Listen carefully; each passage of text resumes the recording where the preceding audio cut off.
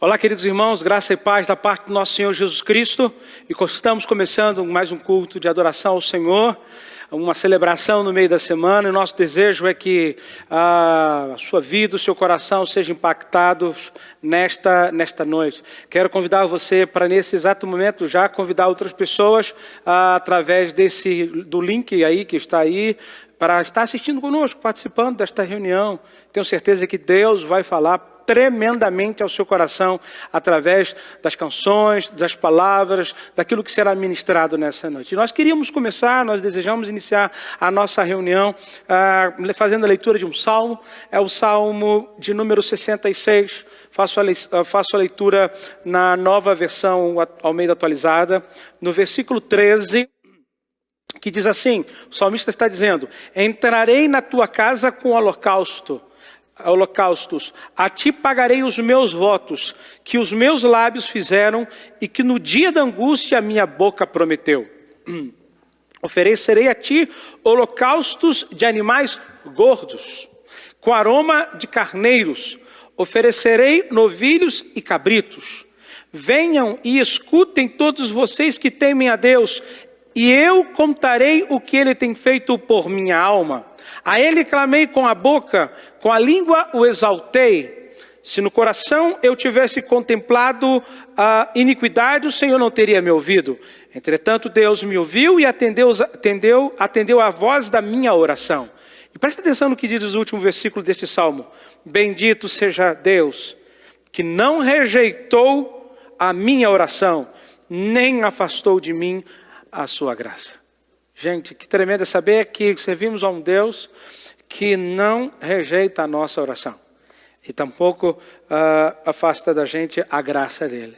Eu queria que você, nesta noite, fechasse os seus olhos, colocasse diante de Deus esse tempo de oração, esse tempo de culto ao Senhor. E algo que o salmista fala aqui, ele fala que quer oferecer o melhor para o Senhor. Que nesta noite você ofereça o melhor para o Senhor, que é digno de receber toda a honra, toda a glória, todo o louvor. Senhor, nós consagramos esse tempo a Ti, nós dedicamos esse tempo a Ti. Que seja um tempo em que o Teu nome seja glorificado, o Teu nome seja exaltado, ao som dos hinos, das músicas, da melodia, daquilo que seja tocado, daquilo que seja entoado neste lugar, através da Tua palavra que será pregada. Deus, que o Teu nome seja glorificado. Queremos atrair a Tua presença a este lugar com as nossas canções, com a nossa vida, que as nossas orações, como diz o salmista, cheguem com um cheiro agradável, tenham um cheiro agradável diante de Ti, Pai. Ó Deus, e que o Teu nome, somente o Teu nome seja glorificado. Ó Espírito Santo, te convidamos para que o Senhor se mova nesse lugar. Ó Deus, e que o Senhor aqui, que convence o homem do pecado, da justiça, do juízo, que isso seja uma realidade nesta noite, em o nome de Jesus. Amém. Vamos adorar o Senhor? Vamos adorar a Ele? Aleluia. Aleluia. Pai do Senhor, irmãos. Vou ler só 3 versículos do Salmo 18. Eu te amarei, ó Senhor, fortaleza minha. O Senhor é o meu rochedo e o meu lugar forte, e o meu libertador, o meu Deus, a minha fortaleza, em quem confio, o meu escudo, a força da minha salvação e o meu alto refúgio. No verso 3 eu vou ler só a parte A. Invocarei o nome do Senhor, que é digno de louvor. E eu queria te convidar nessa noite a estar louvando ao Senhor, como o pastor Denilson disse, e eu penso da mesma forma, aquele que é digno de receber toda a honra, toda a glória e todo o louvor.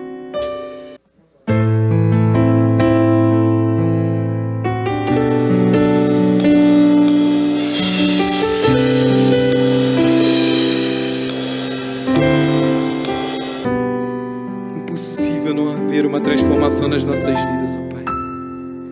Oh Deus, aleluia.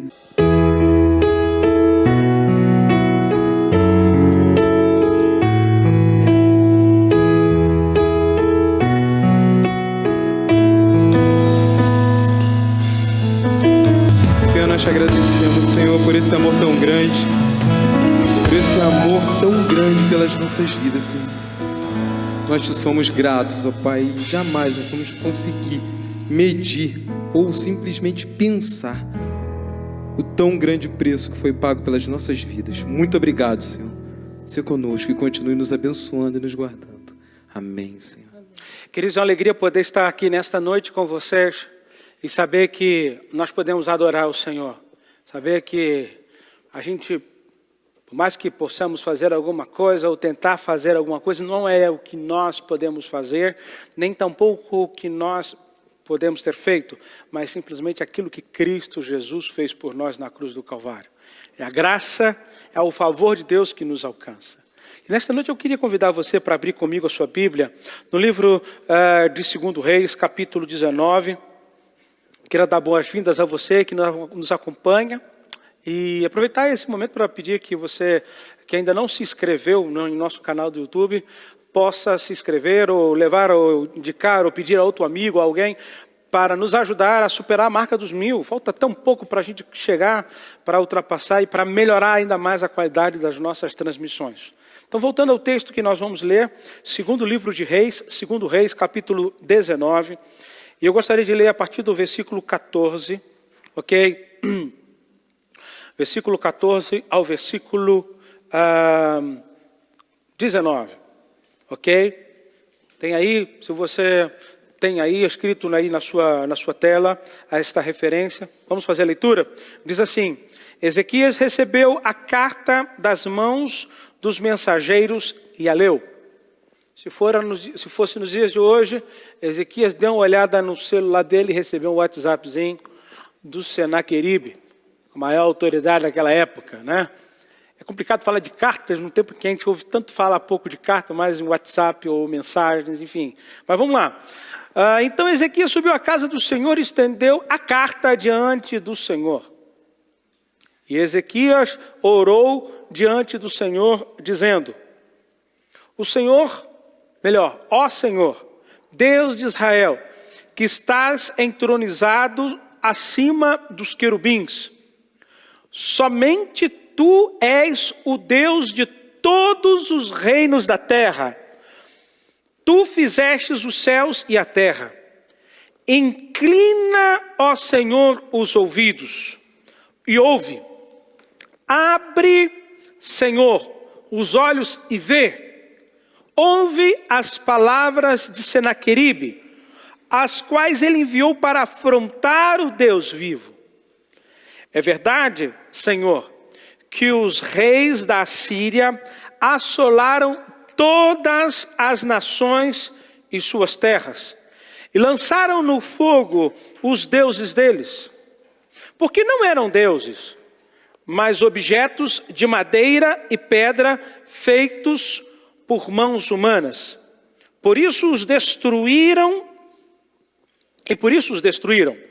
Agora, Senhor, nosso Deus, livra-nos das mãos dele, para que todos os reinos da terra saibam que só Tu, ó Senhor, és Deus. O que a gente acabou de fazer foi a leitura de um texto em que retrata a oração que o rei, a maior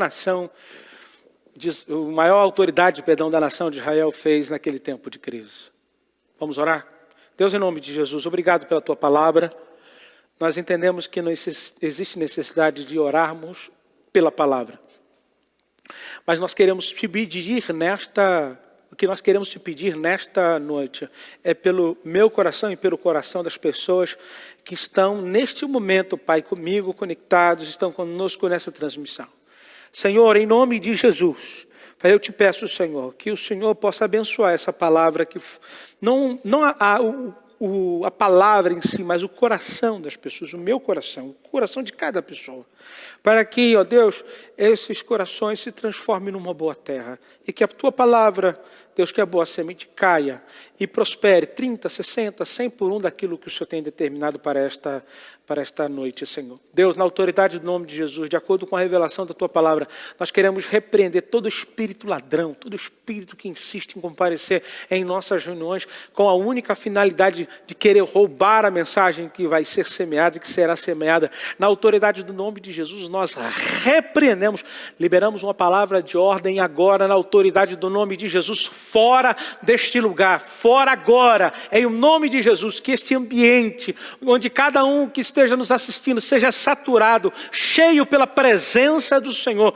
e que as nossas vidas sejam transformadas pela Tua palavra. Esta é a nossa oração, Deus, em o nome de Jesus. Amém. Você pode dizer amém? Glória a Deus. Não sei se você já alguma vez já recebeu alguma palavra, ou melhor, uma carta, que fosse te intimidar, te trouxesse intimidação, que intimidasse você. Eu não sei se você já recebeu aquele tipo de carta de cobrança em que você sabe que pagou e o cara te faz um monte de coisa dizendo que vai acontecer com você e no final fala assim, se você estiver em dia com a gente, desconsidere que está acima. Você já morreu do coração, você já quase infartou, mas aí no final você lê lá, desconsidere se você já pagou isso. E até você tomar conta, se dar conta melhor, de que você está em dia com as coisas, parece que aquilo gera um peso tão forte no seu coração. E é difícil a gente falar num contexto, falar de carta, num contexto onde a gente não recebe mais carta, né? Eu não sei quanto a você, mas eu tenho colocado todas as minhas cobranças a nível eletrônico, né? As minhas faturas vêm por eletrônico. O máximo que a gente escreve hoje é um e-mail, né?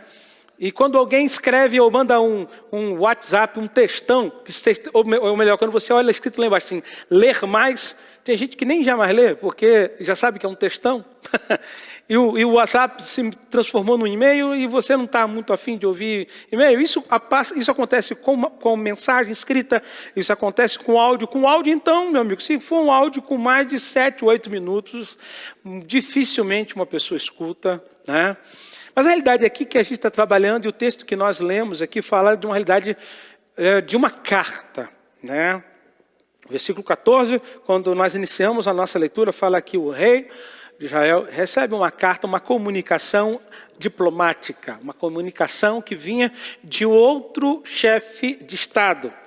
E vinha de um chefe de Estado de uma nação conhecida pelas atrocidades que ela realizava, que ela fazia aos povos que ela conquistava, que eram os assírios. E tinha um nome aqui, era Ezequias, recebendo de Senaqueribe. E há algum tempo atrás, eu me lembro de ter ministrado uma palavra aqui sobre... uma palavra parecida com essa, talvez nesse mesmo texto. E me lembro de ter citado o exemplo do rei de Israel e o rei de Ezequias, né? E a primeira marca que eu vejo em Ezequias, ele era alguém crente. Pensa num camarada crente. Não era um cara que usava texto da Bíblia para dizer que é crente. Não, ele era crente. Por que você diz isso, pastor? Porque lá no capítulo 18, no versículo 5 a 8, diz assim, Ezequias confiava no Senhor, o seu Deus de Israel. Agora preste atenção no que está nesse versículo. Nunca houve ninguém como ele entre todos os reis de Judá, nem antes e nem depois dele. Olha, quem está fazendo esse relato, quem está fazendo é alguém que está lá no exílio, vivendo, fazendo um comparativo com todos os reis e chega à conclusão. Esse, não qual a ele, vai vir uma relação depois dele. Mas depois dele e antes dele não houve alguém como ele. Ele se apegou ao Senhor e não deixou de segui-lo. Isso é forte, gente. O verbo apegar aqui dá a ideia de se grudar, de estar apegado, grudado e segui-lo.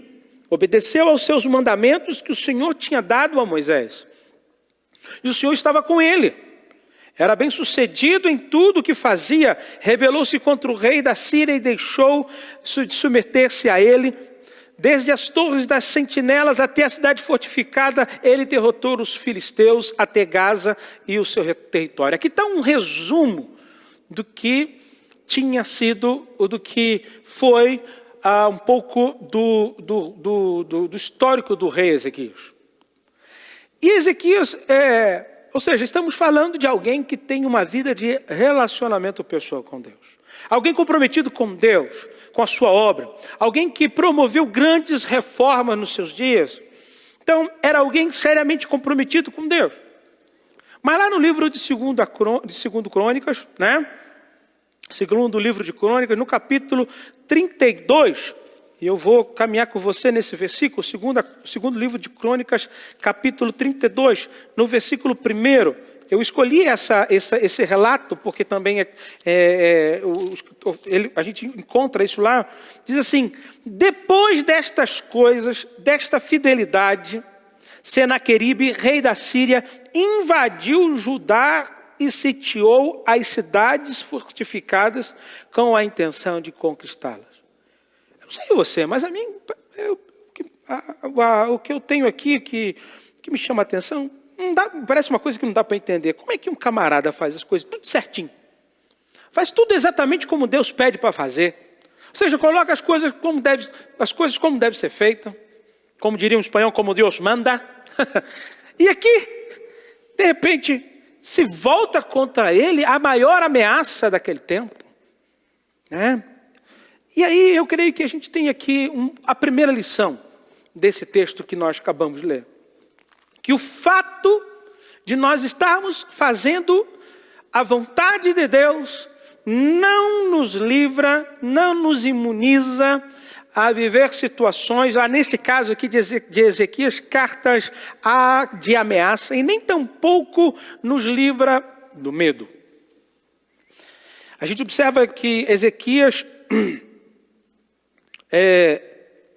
fica muito afetado por toda essa situação, por todo esse problema que aqui acontece.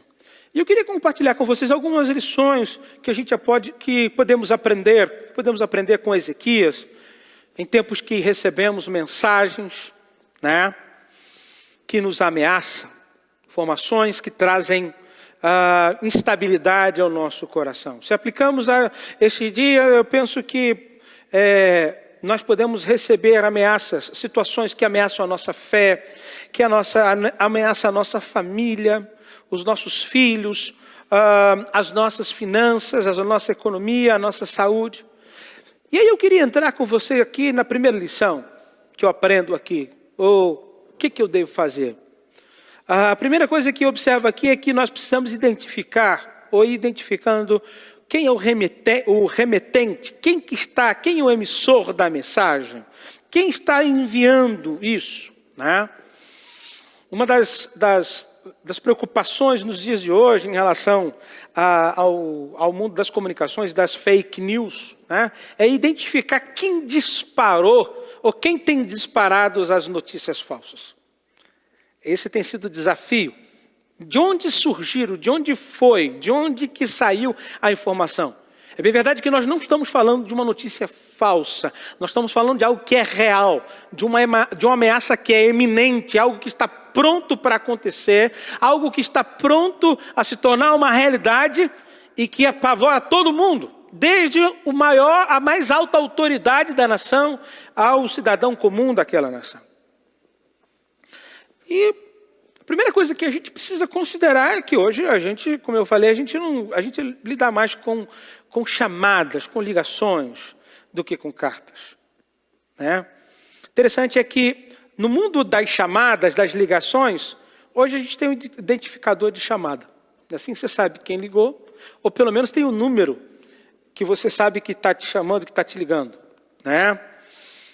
E as cartas anônimas, sim. No entanto, aqui nós estamos falando de nome, de endereço, de pessoa. E o caso de Ezequias aqui, quem estava enviando? Senaqueribe, rei assírio. Era um velho conhecido de Judá, gente. Uma grande ameaça bélica. Estamos falando de um inimigo que não sabia apenas utilizar do poderio bélico que ele tinha, mas tinha uma estratégia e uma capacidade de de mexer com os nervos das pessoas. Sabia muito bem sobre a guerra psicológica. Sabia trabalhar isso com relação aos seus aniversários.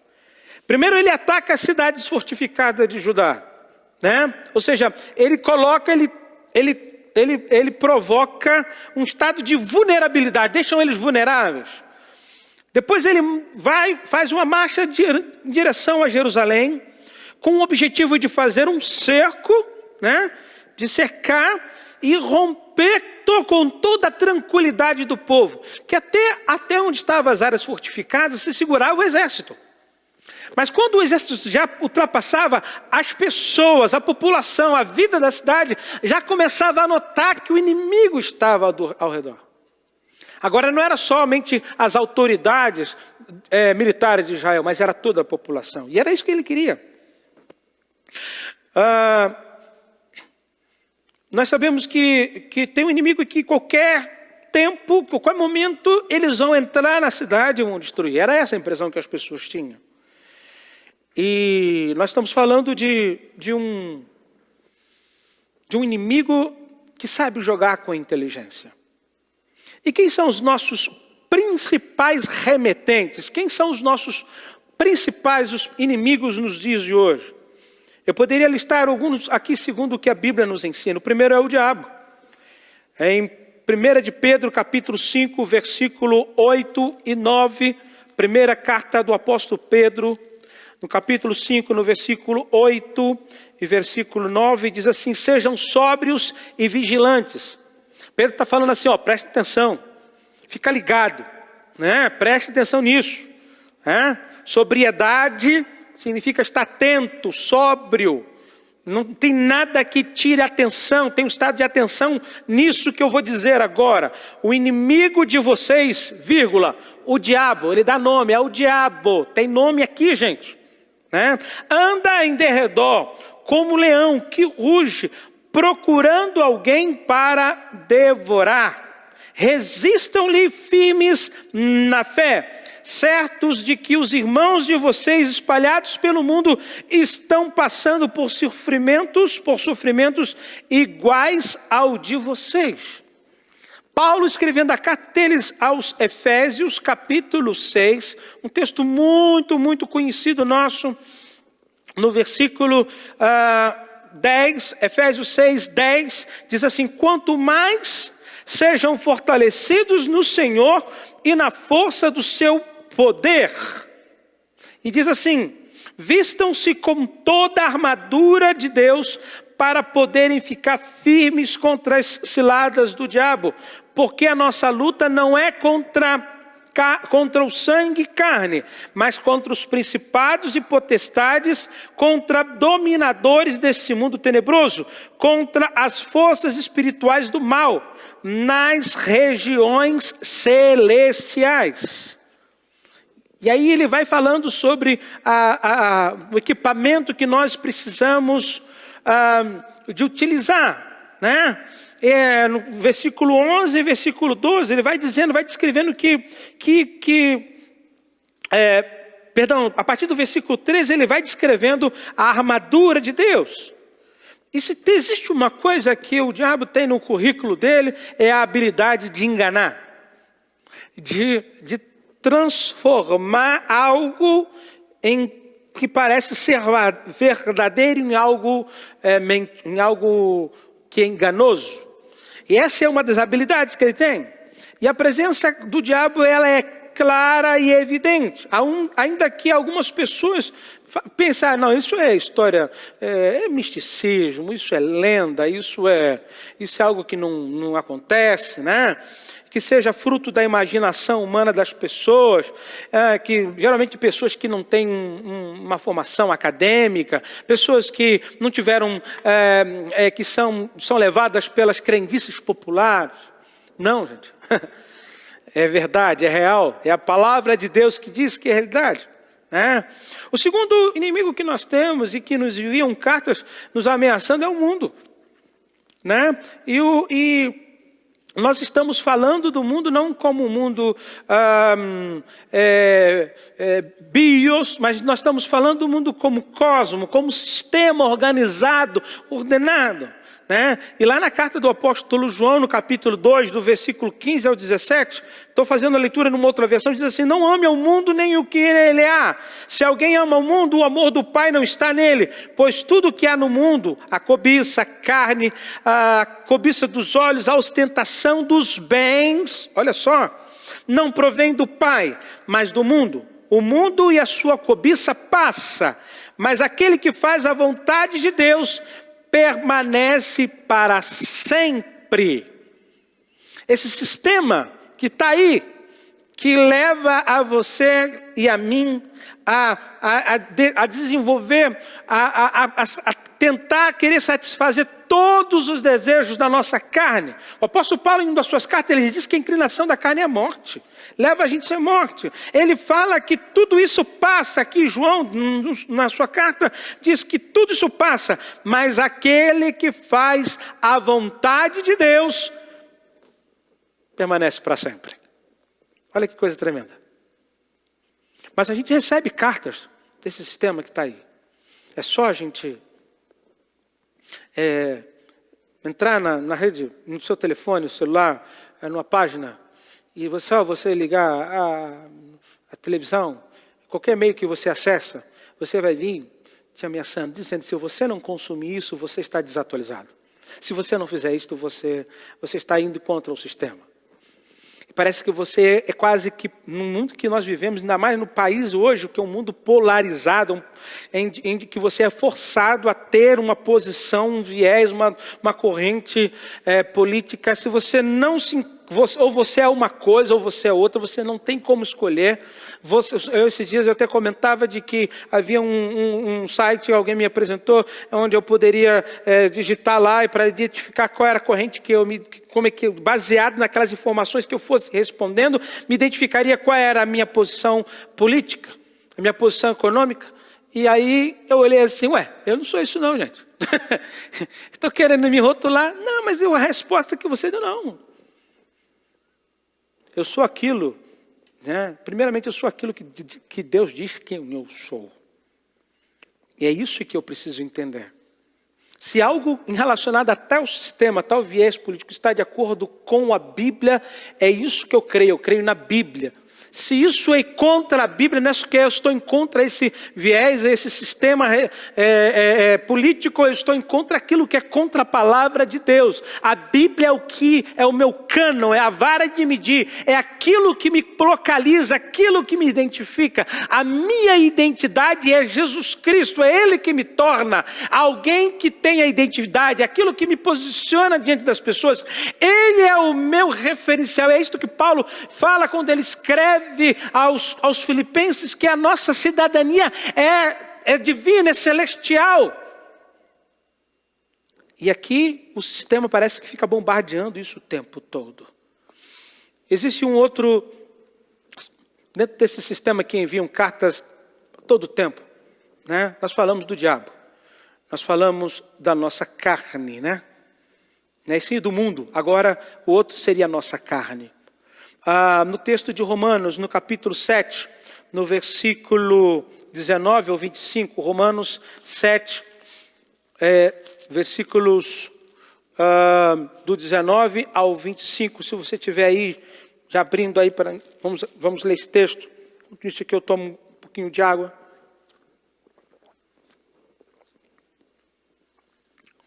Olha só o que está escrito aqui.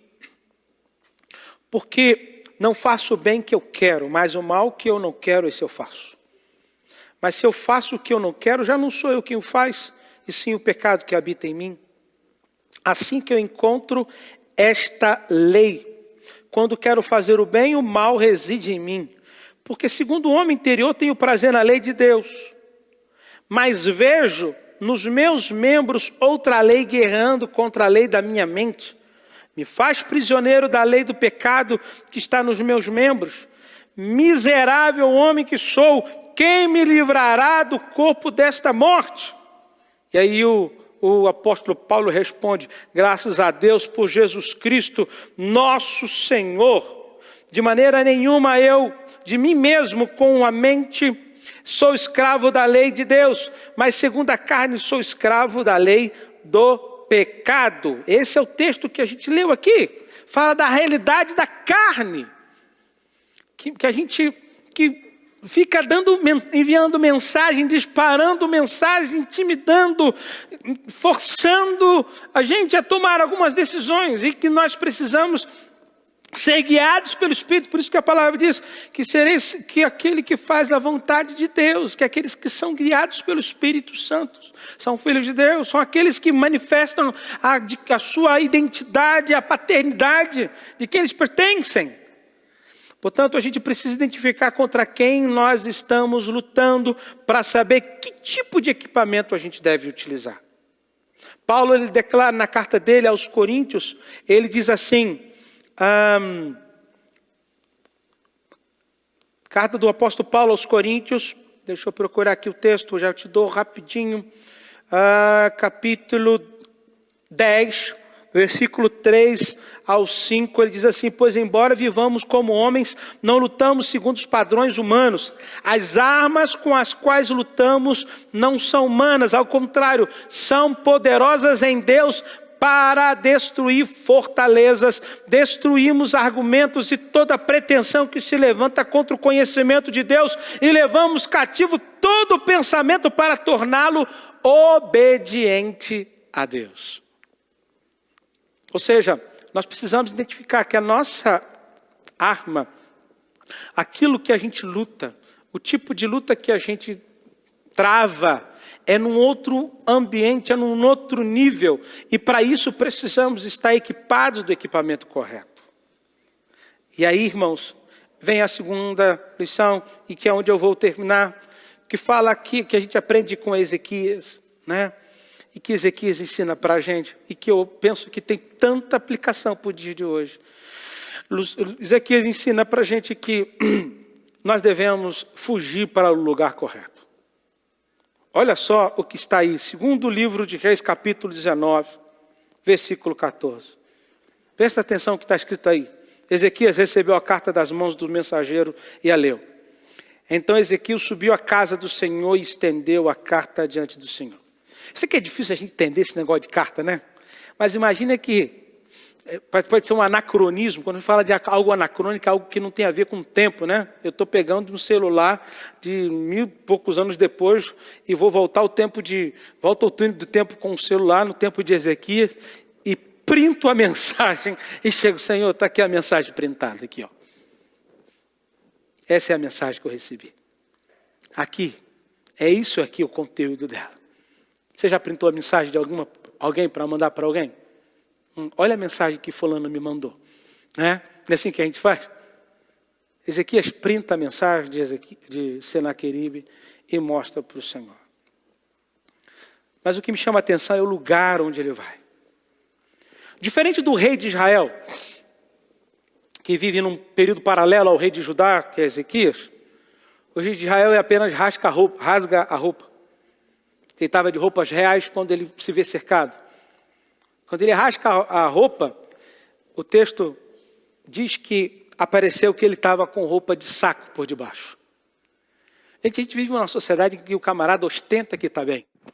Mas quando o camarada rasga a roupa, ou quando ele chega em casa e ele tira a roupa, ele está vivendo uma vergonha, uma humilhação. Você não vai ver ninguém postar no Facebook ou no Instagram ou em qualquer rede social uma foto lá de apresentação, uma foto do cara assim, triste, feio, acabando de acordar. Ninguém posta uma foto assim. O camarada sempre procura o melhor ângulo para colocar a foto, né? Fica lá, né? Assim, né? Ou se não com a família, um melhor ambiente. Mas, muitas das vezes, por detrás daquela foto, não é nada daquilo. Por detrás são panos de saco. É vergonha, é humilhação. É a vergonha de não poder cumprir com os compromissos do dia, da semana. A vergonha de ser uma mulher que não consegue ser uma boa esposa. A vergonha de um pai que não consegue ser um bom pai. Um homem que não consegue ser um bom pai. Um homem que não consegue ser um bom marido. A vergonha de um camarada que não consegue melhorar a sua posição a nível econômico, porque o que ele faz é sair do trabalho, ir para um lugar, beber, ou chega em casa, preparar alguma coisa para comer e assistir jogos do Campeonato Brasileiro. E nessa época, então, que não tem jogo, o camarada está vivendo um parafuso. né? Ou se não, ficar no YouTube procurando jogo velho, para ver que o time dele não caiu naquela época. Entendeu? Segue em cima. Mas vamos lá, vamos voltar para o texto. Ezequias, ele vai diante do Senhor. Ele vai para perto do Senhor. Ele vai para frente do Senhor. E eu me lembro que, ou melhor, parece que Ezequias, ele se inspira no que o salmista declarou lá no Salmo 27. Parece que ele se inspira. E eu me lembro do Salmo 27, quando diz assim: uma coisa é pedir ao Senhor e procuro, que eu possa viver na casa do Senhor todos os dias da minha vida, para contemplar a bondade do Senhor e buscar a sua orientação no seu templo. Pois no dia da adversidade ele me guardará protegido em sua habitação. No seu tabernáculo me esconderá. Interessante isso, né? Uma coisa que me chama a atenção nos nossos dias são as opções que as pessoas escolhem para esconder-se no dia da aflição. Tem muita gente que se esconde no consumo, no consumismo. Claro, para aqueles que têm dinheiro, né? Infelizmente, tem muita gente que não tem dinheiro, mas se afunda em dívidas no cartão de crédito, porque precisam aliviar uma carga. E a fuga é o consumo. Outras pessoas aliviam de forma terrível, que são nas drogas, na bebida, no sexo livre e etc. O salmista é o exemplo de quem sabia onde esconder-se. Eu penso que Ezequias se inspira no salmista. E quando a gente lê essa oração de Ezequias, a gente não vê apenas o rei colocando uma carta, um print, como eu falei aqui, diante do Senhor. Mas também eu vejo ele se colocando diante de Deus, fazendo uma oração que para mim parece, me ensina, o que eu vejo é uma radiografia de alguém que confia no Senhor. Dessa pessoa que está confiando no Senhor. Dessa pessoa que não tem para onde recorrer. Sabe esses momentos que nós não temos para onde ir? É desse tempo que eu estou falando. E uma das coisas que me fascina em Ezequias é que ele é alguém que conhece o ambiente onde Deus está.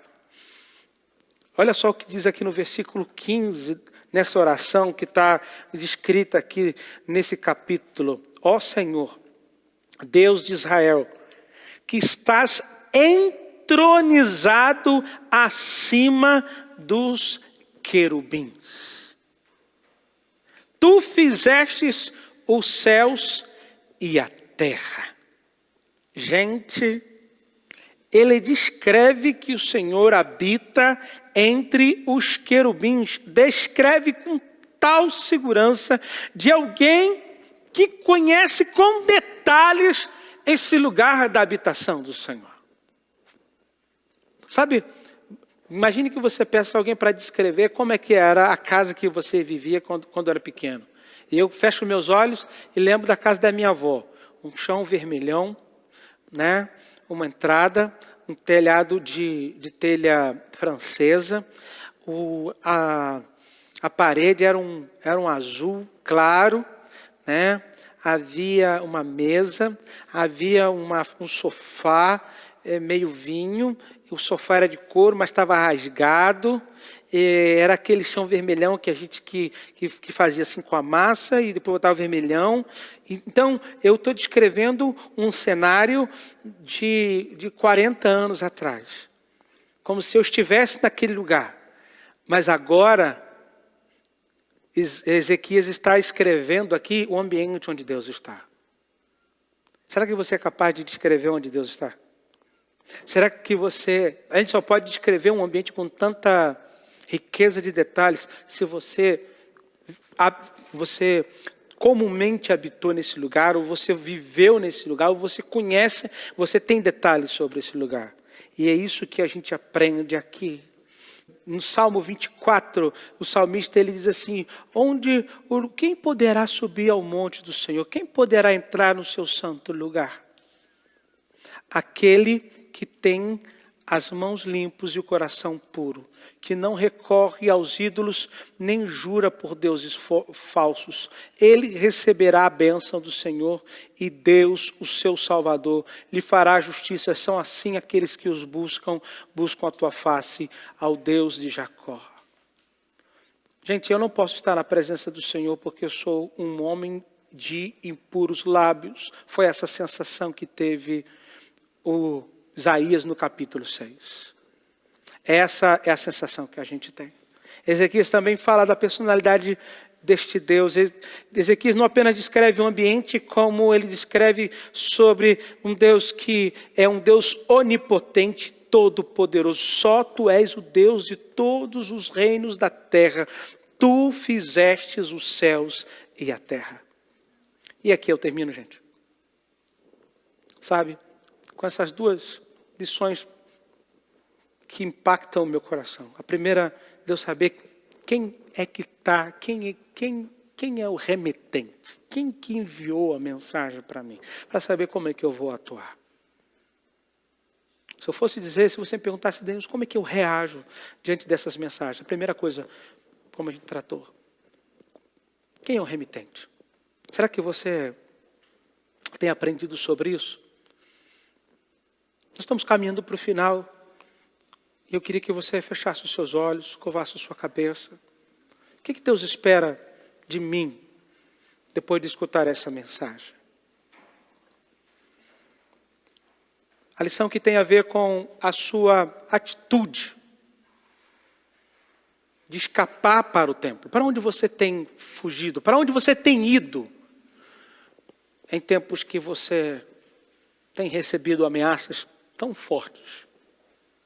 Acho que nós estamos vivendo dias em que todos os dias somos ameaçados. Gente que ameaça perder o emprego. Gente que vive a ameaça de ver o filho perder um ano. Gente que vive a ameaça de o casamento ruir.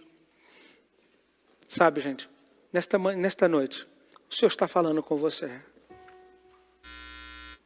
Deixa eu te falar uma coisa interessante. Quando a gente confia em Deus, o desdobramento dessa história é tremendo.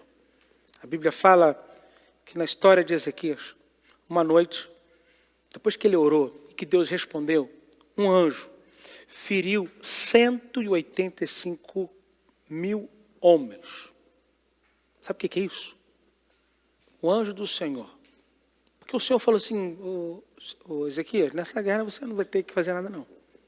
Sou eu. Ele ofendeu foi a mim. 185 mil homens. A história conta que as bombas que destruíram Hiroshima e Nagasaki morreram 110 mil. Estima-se que sobre 220 mil total. Mas aqui nós não estamos falando de uma bomba, estamos falando de um anjo que gerou tudo isso. Eu queria que você fechasse os seus olhos nesta hora, eu quero orar com você. Enquanto a música toca, enquanto você ouve essa melodia que está sendo tocada no seu coração, eu queria que essa melodia entrasse no seu coração. Como Deus vem preparando ao longo da mensagem, ao longo dos louvores, vem preparando o seu coração, para que você pudesse escutar essa palavra, para você ser ministrado nessa noite.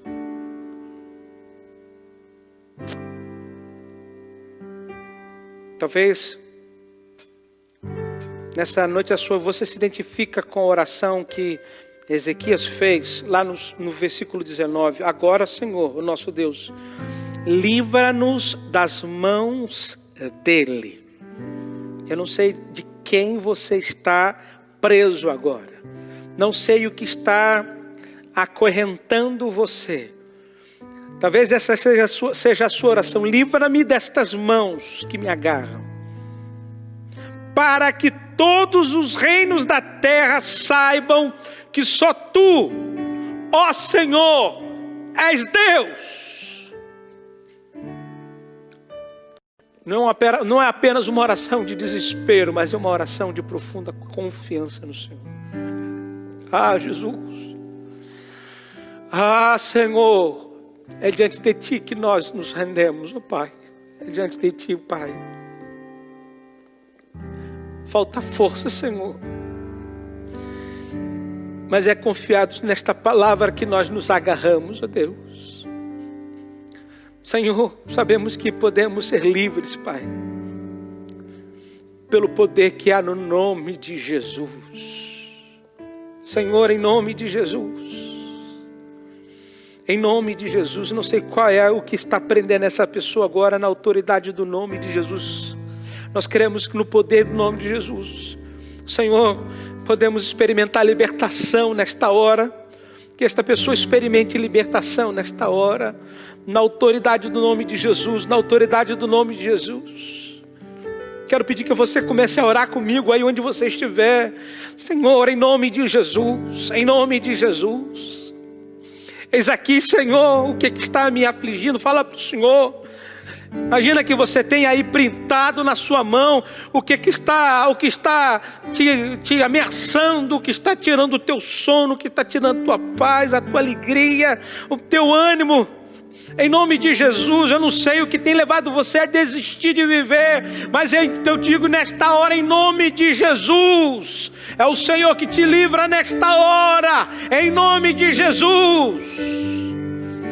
Aleluia, Santo Deus, bendito seja o teu nome nesta hora, Pai. Clamamos por libertação, clamamos por livramento nesta hora, em nome de Jesus, Pai. Clamamos a Ti, Senhor, ouve a nossa oração, Deus, em nome de Jesus, Senhor. Amém, Senhor. Amém.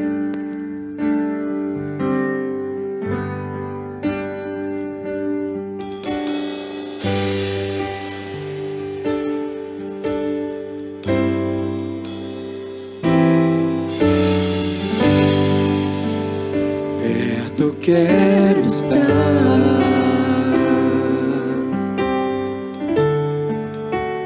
junto aos teus pés,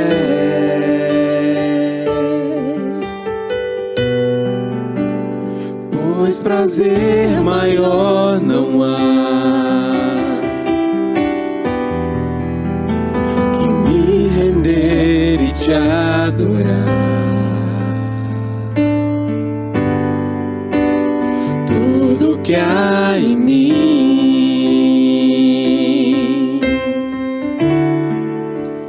quero te ofertar,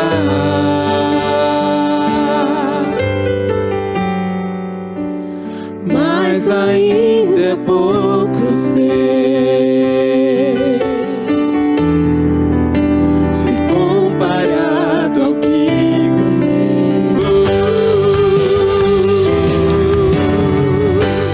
te louvarei,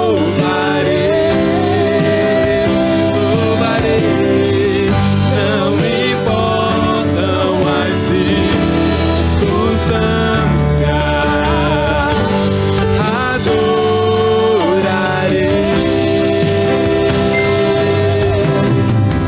somente a Ti, Jesus.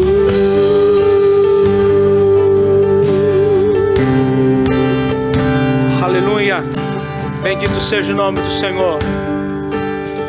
Eu creio que o Senhor tem falado do seu coração nessa noite. Se você ouviu essa mensagem e nessa noite, de uma forma especial, Deus falou ao seu coração, você que está afastado dos caminhos do Senhor, você que um dia frequentou alguma igreja, ou você que antes da pandemia vinha pensando, poxa, eu preciso ter um encontro verdadeiro com o Senhor Jesus. Talvez você nunca pensou nada disso, e hoje, talvez por coincidência, que eu chamo Jesuicidência, você caiu de paraquedas nessa transmissão. Não foi de paraquedas que você caiu, foi o Senhor que trouxe você até aqui, esse lugar. E Ele quer, e Ele deseja que você tenha um encontro verdadeiro com Ele. Sendo assim, eu quero orar com você nesta hora. Faça uma oração comigo.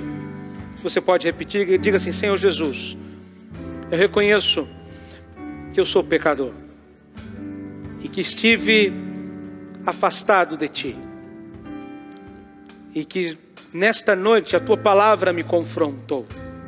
É bem verdade que as situações que eu tenho vivido têm me mostrado que eu preciso estar perto de Ti.